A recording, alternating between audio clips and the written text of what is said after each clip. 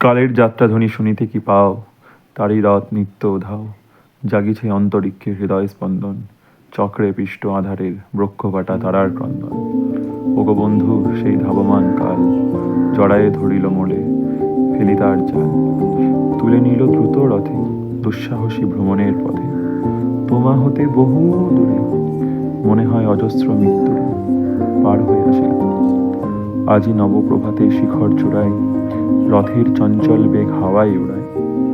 আমার পুরনো নাম, ফিরিবার পথ নাহি, দূর হতে দেখো চাহি। পারিবে না চিনিতে আমায়, হে বন্ধু বিদায়। হ্যালো বন্ধুরা, Radhe Radhe, good morning good morning good morning. কেমন আছো তোমরা? আশা করি সবাই ভালো আছো, আমিও খুব ভালো আছি। আজকের ভিডিওর স্টার্টিংটা শুরু করেছিলাম আমার ছেলের আবৃত্তি দিয়ে। কেমন লেগেছে তোমরা প্লিজ একটু কমেন্টস করে জানিও। আর এখন এসেছি এই যে বিছানা গোছাতে। ঘুম থেকে উঠেই আমাদের প্রথম কাজ হচ্ছে জামা কাপড় ছেড়ে গপুকে ওঠানো, তারপরে দুয়ার ঘরে জল দেওয়া এবং জল টল দিয়ে ওই যে গাছগুলোয় জল দেওয়া, মেন গেটটা ধোয়া, তারপর বিছানাটা গুছিয়ে নিলাম। আর তার সাথে সাথে চুলটাও একটু এলোমেলো হয়েছিল, সেটা বেঁধে নিলাম।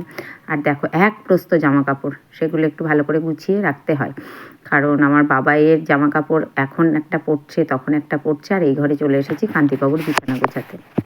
তো সব মোটামুটি যতটুকু পেরেছি গুছিয়েছি, বিছানার চাদরগুলো সব তুলে দিলাম, কাচতে হবে। আর এখন ঘরটা মুছে নিই, কারণ বেশ ঠান্ডা বন্ধুরা। আর পরের দিন সকালবেলায় যখন ভয়েস ওভার দিচ্ছি না, আমার গলা ঠান্ডা থেকে না মানে মনে হচ্ছে যেন ঘুম ঘুম ঘুম ঘুম পাচ্ছে, তো গলা মানে তুলতে পারছি না। আর এই বাটিটাতে দেখছো, এটার মধ্যে রয়েছে হচ্ছে ফুল টুলগুলো, এগুলো স্নান করে ফেলে দেবো। তো এই যে ঘরটা কিন্তু দুবার মুছলাম, প্রথমে একবার মুছেছিলাম ভালো করে, তো তারপরে আবার একবার মুছে নিলাম। আর বাকি ঘরগুলোও মুছে নেব, চলো।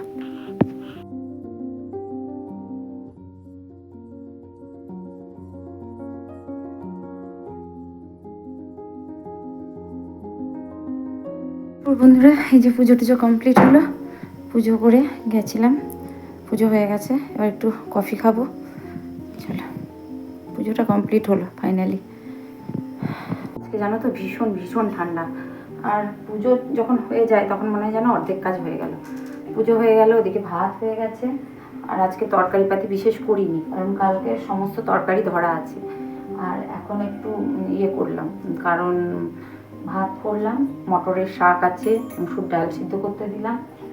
আর ওর নামটা কী বলে জানো, আলু বেগুন বড়ির রসা আছে। আর আমি বললাম যে তাই মানে মটরশুঁটি দিয়ে একটা তরকারি হয় না, খেতে বেশ ভালো লাগে। আমি বললাম যে তাহলে আর কিছু করবো, মাছ এনেছে, মাংস এনেছে। তো বললো না, যা করার রাতে করবো, এখন আর কিছু করতে হবে না, ওতেই হয়ে যাবে। রাতে আর কী করবো ভাবছি একটু বাবুকে বলে একটু তরকা নাও, ব্যাস ওই হয়ে যাবে। আর পাচ্ছি না কিছু করতেই ঠান্ডাতে। তো চলো, আমি প্রসাদটা মুখে দিয়ে একটু জল খাই। কান্তিবাবু স্নানে চলে গেছে। আজকে অনেক অনেক কাছাকাছি করলাম, আর পারছি না। চলো, সে এক ফোঁটা রোদ্দুর ওঠেনি, এখন একটু হালকা হালকা মনে হলো যেন দেখা দিল, একটু হালকা।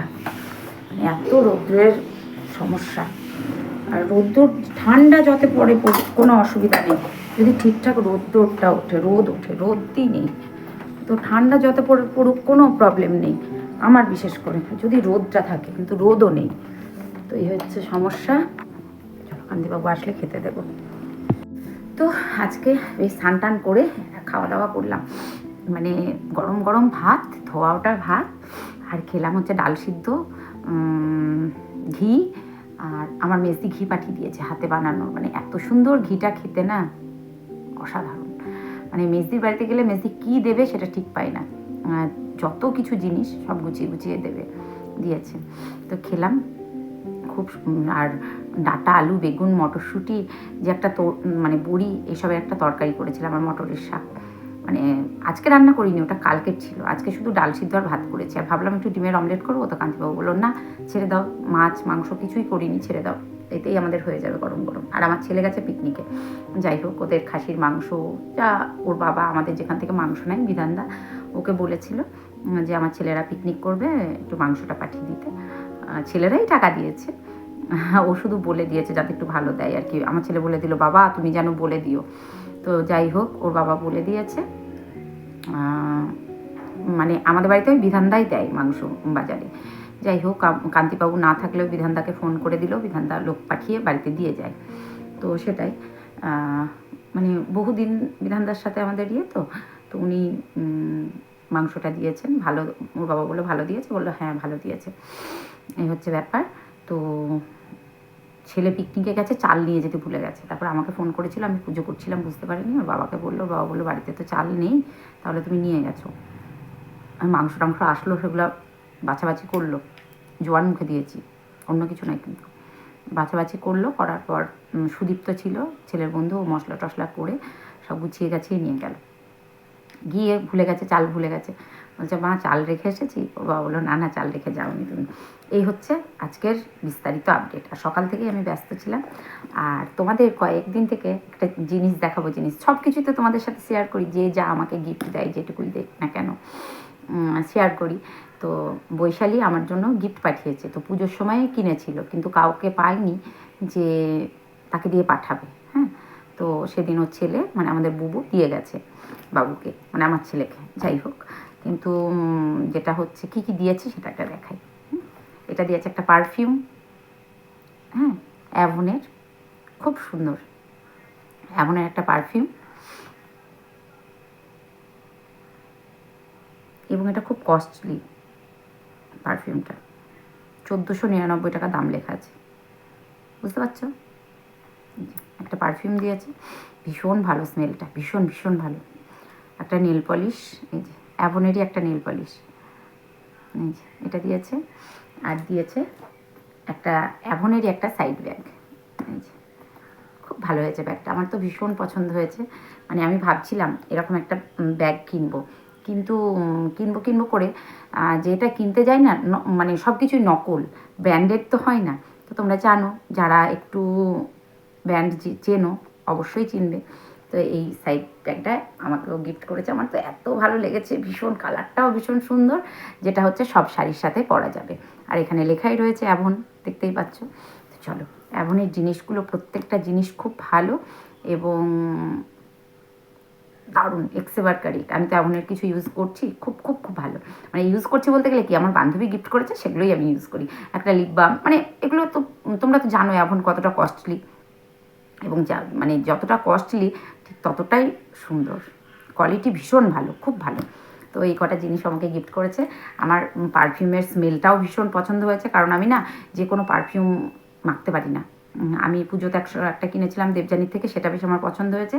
আর এটা মানে যে কোনো ওই উগ্র গন্ধের পারফিউম আমি মাখতে পারি না। আর আমার মানে অভ্যেস হচ্ছে পারফিউম মাখা, মানে আমি একটু পারফিউম মাখতে ভালোবাসি। তো কেমন হয়েছে এগুলো গিফটগুলো একটু বলো।